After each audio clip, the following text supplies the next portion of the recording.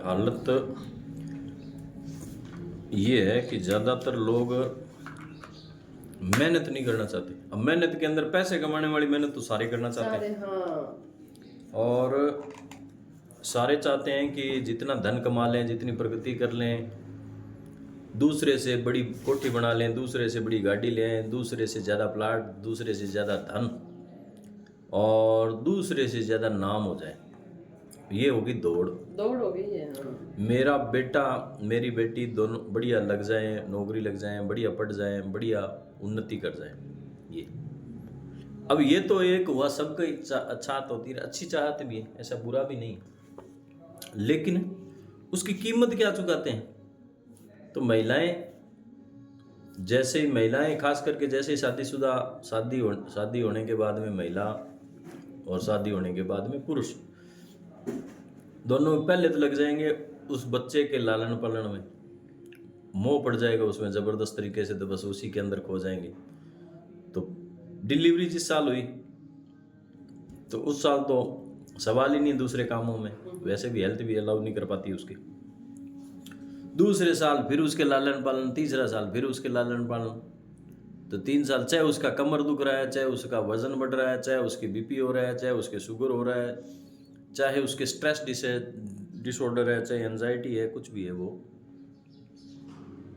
बच्चे के लिए लगी रहेगी। अब इधर आदमी को देखते हैं तो आदमी कोई भी होगा तो उसके भी यही हालत है कि वो लग जाएगा और नौकरी जाना, नौकरी से आना।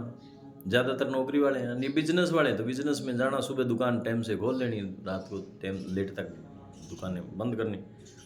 अब इस दरमियान वो खान पान पे कोई ध्यान नहीं, कोई और चीज़ भेजो, यहाँ से ठूंस कर खा जाएंगे, फिर उसके बाद में दोपहर में जो भी चटक पटक कर लेंगे, वापिस शाम को आकर सो जाएंगे। शरीर धीरे धीरे धीरे धीरे जकड़ता जाएगा। अब ये गाड़ी है 30 साल की, मान लीजिए 30 साल से इस कार्यक्रम को शुरू करते हैं, 30 साल से वो गलत डाइट लेने के कारण से वजन बढ़ना चालू होता है, महिलाओं का भी पुरुषों का भी। उसके बाद में स्ट्रेस, लगातार वो दबाव डाले रखते हैं हार्ट पे, कोई भी बात दिल को छू गई, कोई भी बात दिल को छू गई, बुरी अच्छी बात नहीं, और खोपड़ी लगाए रखेंगे सारा दिन। जितना समाज से और से जितना आंखों का यूज़ करना है, जितना कानों का यूज़ करना है, जितना दिमाग का यूज़ करना है, मैक्सिमम। रिलैक्सेशन नाम की, ब्रेक नाम की चीज़ नहीं होती, ब्रेक लगाते नहीं कहीं। अब ये मामला इकट्ठा होना चालू हो गया। अब किसी का तो जन्मजात ही होता है, किसी का 31 साल की स्टार्टिंग होती है, तो 30 साल से वो स्टार्ट हो गया। अब ये गणित है। और कईयों को क्या है कि पुराना शरीर ही ऐसा मिल जाता है। तो पुराना मान लीजिए, अब वो कहते हैं कि जवान था और मर गया, हार्ट अटैक आ गया, लड़के को आ गया, किसी को और को आ गया, कोई खिलाड़ी था और वो मर गया, कोई डॉक्टर था और मर गया। अब उनमें क्या है कि जैसे माता पिता ने उनके शरीर ही उनको ऐसा मिल गया पीछे से, तो कमज़ोर हार्ट आ गया, कमज़ोर लंग्स है, कमज़ोर लीवर है, कमज़ोर आंतें हैं, कमज़ोर है शरीर। अब कपड़ा ऑलरेडी कोई कमज़ोरी आए, पहले से चादर कमज़ोर हो, अब गए फट गई, तो उसमें ये थोड़ी नया कपड़ा था मेरा फट गया, नया कपड़ा फट थोड़ी सकता है, बढ़िया क्वालिटी हो, अच्छा हो तो फटेगा नहीं। पहले से कोई लो क्वालिटी का और पुराना टाइप मतलब ख़राब कपड़ा था तो वो तो फटेगा ही, तो वो फट गया, अर्थात उसका हार्ट हो गया या तकलीफ हो गई, हार्ट अटैक आ गया, पैरालिसिस हो गया या ब्रेन हेमरेज हो गया ऐसे। और ज़्यादातर अब वर्तमान में अपने देख रहे हैं, यहाँ ऑब्जर्वेशन यही है कि ज़्यादातर महिलाएं 70 बार उनको अच्छी तरह से सलाह दे दी, बैठा बैठा करके पति पत्नी दोनों को, कि ये आपका ब्लड प्रेशर, ये आपकी शुगर, आप जो लगातार झेल रहे हैं, आपको अभी तो पता चल रहा है कुछ नहीं है, लेकिन ये नुकसानदायक है। और लगातार ये, जैसे बीपी अगर लगातार चलेगा तो किडनी को फेल करेगा, बीपी लगातार चलेगा तो ब्रेन आदि की नसें जो है, ब्लड वेन्स जो आदि हैं, वो धीरे धीरे धीरे धीरे धीरे कमज़ोर होती जाएगी। कमज़ोर होती जाएगी तो जिस दिन उनकी एक सीमा होती है, जिस सीमा में आ गया, और मान लीजिए कोई ब्लड वेन फट गई तो ब्रेन हेमरेज हो गया। अब वो हर एक कोई दूसरा दिखता है, मरता है ना, हर एक को लगता है कि वो मरा है, मतलब अपनी तरफ ध्यान नहीं, वो थोड़ा सा धड़कता है, उसका हल्का सा लगता है कि कहीं अपने ही नहीं मर जाए, बाकी वो बस 5-7 मिनट बाद में भूल करके बात खत्म है, फलान सिंह के बेटा खत्म हो गया, फलान सिंह के बहू खत्म हुई, फलाना जो है ख़त्म हो गया, फलाने की ये तकलीफ हो गई तो हो गई। लेकिन वो ऐसे वो करते नहीं, काम नहीं करते। ऐसे ही कमर दर्द वालों का हाल है। पहले जकड़ा हुआ शरीर, पहले तो मांस के गर्भ से ऐसा आ जाता है कई बार। फिर दूसरी बात, हेक्टिक लाइफस्टाइल, इनसे लाइफस्टाइल के कारण से कमर जकड़ी रहती है। फिर वो स्टिफनेस धीरे से कभी दर्द हो गया, फिर वो साइटिका, नर्व पेन और ये चालू हो गए। अब उसको 5-7 साल उसको झेलते रहेंगे इस आधार पर कि ये इस डॉक्टर से ठीक करा लें, उस डॉक्टर से ठीक करा लें, ये गोली से ठीक करा लें, इस वैद्य से ठीक करा लें, इस आयुर्वेद से ठीक करा लें, पंचकर्म से ठीक करा लें। फिर वो कुछ झाड़ फूंक के पीछे, फिर कोई देवी देवताओं के पीछे, ऐसे करते करते करते करते पूरा टाइम निकाल देंगे 5-7 साल। इतने में कमर एकदम, उसमें जो क्षमता थी वो सारी क्षमता खत्म हो जाती है। और फिर बाद में वो क्या होता है कि उसका चैप्टर क्लोज है। अब जो ठीक होने के लिए अगर कोई आता है, अब कोई ठीक करने के लिए अगर कोई आता है, तो ऐसी स्थिति में वो जल्दबाजी करता है कि कमर दर्द है मेरा, इतने साल हो गए, मैंने हर डॉक्टर को दिखा लिया, हर जगह पर मैंने इसका ट्रीटमेंट करा लिया। और यहाँ योगा में आएंगे अपने पास में शेखर योग में, तो आते ही वो 2-3 दिन 4 दिन में रिजल्ट चाहिए उनको। चूँकि किसी भी स्थिति को खराब होने में जितना समय लगा है, तो उसका कम से कम 10% समय तो ठीक होने में लगना ही चाहिए, लगता ही है। मसल्स हैं, मांसपेशियाँ, हड्डियाँ, जॉइंट्स, नर्व, ये सारे वापस रीहील होने में, रिहैबिटेट होने में बड़ा टाइम लगता है। इतना पेशेंस नहीं होता। तो फिर पेशेंट, फिर एक डॉक्टर, दूसरा डॉक्टर, एक वैद्य, दूसरा वैद्य, एक जड़ी बूटी, दूसरी जड़ी बूटी, एक दवाई, दूसरी दवाई, ऐसे चलते रहते हैं। और ये हाल इतना बुरा हो जाता है कि बाद में पेशेंट के पास में केवल एक ऑप्शन रहता है कि अब इसका ऑपरेशन, क्योंकि डॉक्टर एकदम से अच्छी तरह से फीड कर देते हैं। सर्जन जो भी इस पर बात करेगा तो वो ऑपरेशन की बात करेगा कि ऑपरेशन ही कराना पड़ेगा। फिर वो ऑपरेशन पर 2-4 साल निकाल देंगे कि भी ऑपरेशन कराएंगे ना कराएं। बहुत सारे लोगों का खराब हो गया, कुछ लोगों का सही हो गया। ऐसे करते करते करते करते उम्र भी बीत जाती है, शरीर खराब हो जाता है, दूसरे रोग हो जाते हैं, मोटापा बढ़ जाता है, घुटनों की तकलीफ़ें हो जाती है, शुगर, लीवर, बीपी, इनकी तकलीफ़ें और हो जाती हैं। तो कुल मिलाकर के हम अपने शरीर के स्वयं ही नष्ट करने वाले हैं, दूसरा कोई जिम्मेदार नहीं है। कष्ट कोई हो, योगा के माध्यम से अब यहाँ आते हैं, ठीक करने वालों की संख्या बहुत ज़्यादा है। जिनके भयंकर कमर दर्द थे, जो तरह तरह के डॉक्टरों ने ट्रीटमेंट और विश्वास करके ये अभ्यास किया, टिके रहे, या जिनके पास पैसे नहीं थे ज़्यादा, या जिन्होंने सारी जगह धक्के खा लिए, दोनों स्थितियाँ, तो उन्होंने इसका ही आश्रय ले लिया कि हम तो इधर उधर नहीं जाएंगे, या डर गए डॉक्टरों से भी, डॉक्टर कहीं हमारे को ऑपरेशन ना कर दे। तो वो यहाँ आ गए, शरण में आए, शेखर योगपीठ में आ गए। आज उनका कल्याण हो गया, वो कमर दर्द भी ठीक हो गया, सर्वाइकल की तकलीफ़ें भी ठीक हो गई, घुटने के विकार भी ठीक हुए, वज़न भी कम हो गया, शुगर बीपी कंट्रोल हो गया, हृदय की तकलीफ़ें ठीक हो गई, एंजाइटी डिसऑर्डर ठीक हो गई। जो पूरी तरह शरण में और लंबे समय से काम कर रहे हैं उनकी तो कोई तकलीफ कंट्रोल में हो गई बिना दवाई के, और यहाँ पर इसे ठीक कर लिया। लेकिन जिन्होंने इस पर काम नहीं किया और वो लगातार भ्रमण पर ही है, वो आते हैं, फिर 10 दिन बाद में आ जाएंगे, कोई महीने भर बाद में आता है, फिर दोबारा सर वो हमें ठीक कराना था, फिर कोई 3 महीने बाद आ जाता है, कोई 4 महीने बाद आ जाता है। तो हालत बड़ी बुरी है।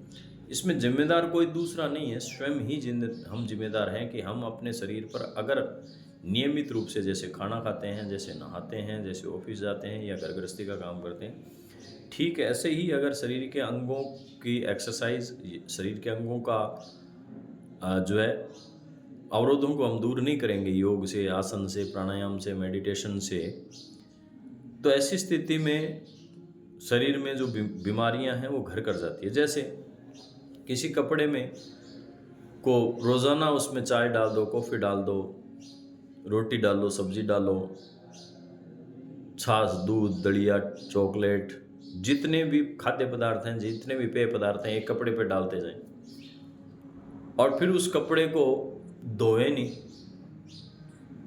धोए कितना, उसको ऐसे नीचे करें जितना गिर जाए वो ठीक है, अन्यथा उसमें सारा पड़ा रहने दें। और फिर उसको 6 महीने बाद में अपने सोचेंगे इस ये तो मेरा कपड़ा साफ ही है, क्योंकि मैं तो रोज़ाना इसको ऐसे करता था तो कचरा तो सारा नीचे गिर जाता था। चाहे कितना भी उस कपड़े के ऊपर से वो कचरा नीचे गिरा दिया जाए, लेकिन उसमें दाग रह जाएंगे, उसके धब्बे रह जाएंगे, और धीरे धीरे धीरे धीरे मैल जमता जमता जमता जमता उस कपड़े की सारी जो पावर है, उसकी चमक है, उसकी जो क्षमताएं हैं, वो सारी सारी क्षमताएं उसमें धूमिल होती नजर आएगी। शरीर भी ऐसा ही है, इसमें हम लगातार मुंह के माध्यम से चाय, पानी, रोटी, दूध, दही, छाछ, दलिया, जो कुछ भी बाजार में खाने के पदार्थ हैं, घर में खाने के पदार्थ हैं, पीने के पदार्थ हैं, वो सारे हम लेते रहते हैं। अब ये यहाँ से जाता है और यहाँ से घूमता हुआ नीचे मल के माध्यम से बाहर निकल जाता है। सुबह रोज़ाना इस प्रकार से डालते हैं, इस प्रकार से निकलता जाता है ये।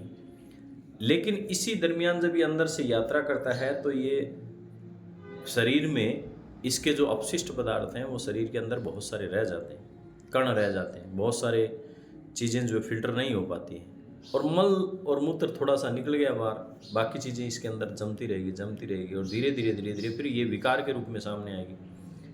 वात रोग हो जाएगा, धीरे धीरे पेट बढ़ना चालू हो गया, गैस बढ़नी चालू हो जाएगी, एसिडिटी होनी चालू हो जाएगी, कब्ज होनी चालू हो जाएगी, और ये जैसे जैसे कहीं जॉइंट में अड़ेगा तो यूरिक एसिड का लेवल बढ़ जाएगा, अर्थराइटिस के विकार, जॉइंट पेन होने चालू हो जाएंगे। अगर ये और ज़्यादा तकलीफें आएंगी तो शरीर मुंह में से बदबू आने लग जाएगी, नाक में से बदबू आने लग जाएगी, शरीर के अंगों में से बदबू आने लग जाएगी, शरीर में टॉक्सिन्स बढ़ने लग जाएंगे। अब इनको धोने का तरीका क्या है कि रोज़ाना आप पानी डालकर ऊपर से धोते रहो, 6-7 बार धो, भीतर वाले में जा रहा है, चाय पानी खाना पीना तो अंदर चल रहा है, बाहर तो आप गिरने ही नहीं देते। बाहर वाले को तो हाथ पे गिरता है तो हाथ धो लेते हो मांझ के, लेकिन भीतर वाला मांझता नहीं। भीतर वाला मांझने के लिए जिस प्रकार से कपड़े को सीधा पानी में डालकर बाल्टी से बाहर निकालने से कपड़े का मैल नहीं निकलता है, जिस प्रकार से महिलाएं रगड़ पूंछ करके उसको धोती है, ठीक ऐसे ही योग में आसन जो होते हैं, पवन मुक्त आसन, पैर को मोड़कर पेट के आंतों में जो जमावट है उसको निकाल दिया, जैसे गर्दन के इधर उधर मोड़ करे तो इन जॉइंटों में जो इधर उधर कोई ब्लॉकेज अवरोध आया, टॉक्सिन्स इकट्ठे हुए, यूरिक एसिड आदि के जमा हुए, या पित्त कफ वात जो भी बढ़ा तो उसको ये ठीक किया, कहीं कंधों में कहीं जाम हुआ तो उसको ठीक कर लिया, कहीं पैरों पेट के ऊपर जाम हुआ तो उसको ठीक किया, छाती में, चेस्ट में, फेफड़ों में, आंतों में, हार्ट पे, कहाँ पर भी जो भी हुआ तो उसको हमने श्वास के माध्यम से, आसनों के माध्यम से इसे ठीक किया। ये तो तरीका सही है।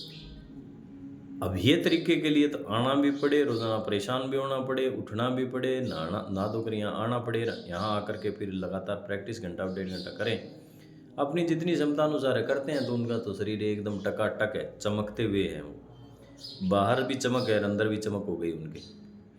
और जो नहीं आते वो थके मांदे से, दर्द से कराते हुए हॉस्पिटलों में चक्कर पे चक्कर लगा रहे हैं। और बहुत सारे लोग जो है 30 की उम्र में कोई चला गया, किसी का रिश्तेदार, किसी का बेटा, किसी की बहू, किसी का भाई, किसी की पिता, किसी की माता, कोई 35 में चला गया, कोई 40 में चला गया, कोई हार्ट अटैक से गया है तो कोई ब्रेन हेमरेज से जा रहा है, तो कोई पैरालिसिस आदि की तकलीफ़ें होती जा रही है, किसी को शुगर हो गया, किसी को बीपी है, तो किसी को कैंसर है, ये तकलीफ़ें होती जा रही हैं। हर दूसरे तीसरे घर में ये स्टोरियाँ होती जा रही हैं। एंजाइटी डिसऑर्डर इतना ज़्यादा स्ट्रेस है कि घरों में झगड़े, कलह, फसाद भयंकर रूप से हो रहा है। स्ट्रेस डिसऑर्डर को निकालने का योग जैसा कोई माध्यम ही नहीं। लोग सोचते हैं कि मेडिटेशन करने से हो जाए, तो मेडिटेशन तभी होगा जब आप टिक करके अभ्यास करेंगे। आप टिक सकते ही नहीं तो बैठ करके आंख मींचने से मेडिटेशन नहीं हो जाता है। मेडिटेशन का भी समाधान है कि यदि आप आसन करेंगे, प्राणायाम करेंगे, सारी चीज़ों से शरीर को थोड़ा ठीक करेंगे, जकड़न अकड़न ठीक करेंगे, फिर आपका मन टिकने लगेगा। अन्यथा तो मन तो आपका कहीं घूमता रहेगा, आप चाहे आंख बंद करके कहीं बैठ जाएं।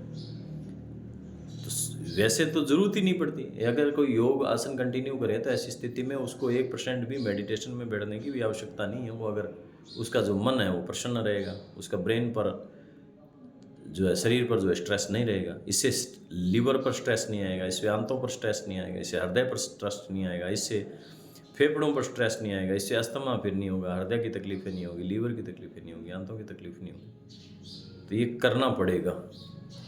अगर नहीं करेंगे तो ऐसी स्थिति में तो कैसे ठीक होगा। और निरंतर अभ्यास करने से, निरंतर तरीके से इन पर काम करने से ये चीज़ें ठीक हो जाती हैं, और नहीं तो फिर जीवन नरक है। कई बार बच्चे अनाथ हो जाते हैं, माता चली जाती है, पिता चला जाता है, कई बार पत्नी चली जाती है, कई बार पति चला जाता है। तो ऐसी स्थिति में घर परिवारों में सारों में कष्ट ही कष्ट, दुख ही दुख होता है। तो जिनको भी ये बातें समझ में आ रही है, अब बुजुर्ग हैं, उनका मालिक तो कौन है, दूसरा उनको कह नहीं सकता, अपनी वो मन की मानते नहीं, मन किसी का करता नहीं कि वो आकर के कोई योगा आसन प्राणायाम ऐसे करें। बहुत कम लोग हैं, ज़्यादातर लोग सोना पसंद करेंगे, रेस्ट करना पसंद करेंगे, गोली खा करके अपने आप को ठीक करना चाहेंगे। अब गोली से कितना ठीक हो जाएगा, टेबलेट का एक लिमिट्स है, वो अपने तरीके से जिन चीज़ों को कंट्रोल कर सकती है वो कर सकती है, अन्यथा सारी चीज़ें उसी से समाधान ढूंढने लगे। एलोपैथी हॉस्पिटलों के अंबार लग गया, जबकि नेचुरल तरीके से ठीक करने से सारे अंग ठीक रहते हैं और ठीक रहते हैं, शरीर की स्टेमिना, स्ट्रेंथ, पावर बढ़ती है, उम्र लंबी रहती है, लंबी उम्र तक आपका शरीर स्वस्थ रहता है। श्वास तो चलो परमात्मा की दी हुई, लेकिन शरीर बीमार तो नहीं रहता है खास करके। और अगर पुरानी बीमारियां आ भी गई हैं तो वो जेनेटिक बीमारियां भी इससे काफ़ी ठीक हो जाती हैं, उनका प्रभाव कम हो जाता है, उनके दुष्प्रभाव मिट जाते हैं। तो बुजुर्गों का भी यही हाल, घरों का भी यही हाल। कुछ लोग लालची हो जाते हैं, लालची अच्छे खासे पैसे वाले हैं, 1000 रुपये लग रहे हैं, 2000 रुपये लग रहे हैं, महीने के क्यों दें, घर पे ही कर लेंगे, वैसे ही कर लेंगे, तो थेरेपियाँ क्यों करें। तो ये प्राकृतिक थेरेपियाँ बहुत सारी, जिससे ज़्यादा हाई ब्लड प्रेशर है, जिसको लीवर की, इसकी शुगर की ज़्यादा तकलीफें हैं, तो ऐसी स्थिति में थेरेपी आदि से भी ट्रीटमेंट कर सकते हैं। वाटर थेरेपी है, जिनको दर्द है तो उनके ये जो टेंस मशीन है या वाइब्रेटर है या दूसरी डॉल्फिन आदि हैं, मसाजर हैं, या प्राकृतिक चिकित्सा के विभिन्न प्रकार के माध्यम, तो इनसे भी ठीक किया जा सकता है। लेकिन ये लॉन्ग टाइम, थोड़ी ज़्यादा समय तक लेकर के धीरे धीरे इनसे कंट्रोल कर सकते हैं। ये न किन प्रकार अपने आप को स्वस्थ रखने से ही हम जीवन को ठीक ढंग से जी सकते हैं। और चाहे माता हो, चाहे पिता हो, चाहे भाई हो, चाहे बहन हो, चाहे पति हो, चाहे पत्नी हो, कोई भी हो, स्वयं के शरीर के लिए स्वयं जिम्मेदार है। अगर कोई व्यक्ति खुद को ठीक करने के लिए खुद प्रयास करता है तो घर वाले और परिवार वाले सारे साथ देने लगते हैं, लेकिन उसका ही मनोबल लगातार गिरा रहता है, किसी का कहना नहीं मानता, धक्का सही आजकल कर नहीं सकते, इसलिए कष्ट भोगते रहते हैं। तो कष्ट का जिम्मेदार स्वयं, हम स्वयं हैं, दूसरा कोई नहीं है। हम ही अपने मैनेजमेंट को बिगाड़ते हैं, हम ही एक तरफा हो जाते हैं, कई बार बिजनेस में एक तरफा, कई बार नौकरी में एक तरफा, कई बार गृहस्थी में एक तरफा, कई बार बच्चों में एक तरफा, और अपना सब उसी में लगा देते हैं। बैलेंस लाइफ जीते नहीं, बैलेंस लाइफ नहीं जीते तो ऐसी स्थिति में फिर तकलीफ़ें ही हैं। क्योंकि अगर घर में भी टाइम उतना ही दें, व्यापार में भी दें, नौकरी में भी दें, अपने शरीर पर भी दें, धर्म पर भी दें, तब तो है ठीक, संतुलित है। और अगर आप केवल मात्र एक ही चीज़ पर अपने टारगेट करके केवल उसी के लिए अपने जीवन को पूरा लगा देते हैं और बाद में देखते हैं कि हम सही हो जाएंगे, बाद में ठीक कर लेंगे, अभी टाइम है नहीं, अभी तो घर में बड़ा काम है, अभी तो परिवार में बड़े काम है, अभी तो बच्चे छोटे हैं, अभी तो पैसे नहीं हैं, और धीरे धीरे बाद में ऐसा करने जोगे रहते नहीं, भयंकर तो धन खर्च होने लग जाता है, भयंकर तन और मन खराब हो जाता है, सारी परिस्थितियाँ बिगड़ जाती है, रिश्ते नाते खराब हो जाते हैं, झगड़े फसाद शुरू हो जाते हैं। तो सभी से अनुरोध है कि प्रभु, जो भी घरों में बैठे हुए हैं और लगभग हर घर के अंदर तकलीफ़ है, तो जितने भी बुजुर्ग हैं, जितनी भी माताएं, बहनें, भाई, बंद, जो भी हैं, और जिन हर एक को नित्य प्रति उठ करके नियमित रूप से योग, आसन, प्राणायाम, मेडिटेशन, इनमें से चीज़ें, मतलब 1 घंटा अपने जीवन की स्कूलिंग जो है वो योग स्कूलिंग ज़रूर करें। क्योंकि बाकी पढ़ाई तो आप सब कर लेते हैं, लेकिन अगर इस स्कूल में पढ़ाई नहीं करते हैं, इस स्कूल के नियमित विद्यार्थी नहीं होते हैं, तो ऐसी स्थिति में जिस शरीर से इन कामों को करने की हम सोचते हैं, पढ़ाई का उपयोग करने की, इंजीनियरिंग का उपयोग करने की सोचते हैं, डॉक्टरी का उपयोग करने की सोचते हैं, व्यापार का उपयोग करने की सोचते हैं, पैसे का उपयोग करने की सोचते हैं, वो सारे के सारे तो पहले ही आपके ख़त्म। ये शरीर तो भोग ही नहीं पाता है, हर जगह प्रतिबंध है, नाचो तो घुटने तकलीफ़, नाचो तो कमर में तकलीफ़, और मन नहीं है, मन खराब है, खाओ तो पेट खराब है, गैस्ट्रिक बन रही है, एसिडिटी बन रही है, लीवर की तकलीफ़ें, आंतों की तकलीफ़ें, कोलेस्ट्रॉल बढ़ गया, शुगर हो गया, तो क्या तो खा लेंगे, क्या पी लेंगे, क्या एंजॉय कर लेंगे, तो किसके लिए इतना फिर मोटा ज़्यादा लंबा चौड़ा धन कमाना। तो यदि तन स्वस्थ नहीं, मन स्वस्थ नहीं, तो धन का कोई विशेष महत्व नहीं रह जाता है। तन स्वस्थ, मन स्वस्थ, तो रिश्ते स्वस्थ, फिर खुशहाल जिंदगी है। यही इसी का नाम जिंदगी है। ठीक ढंग से जिए।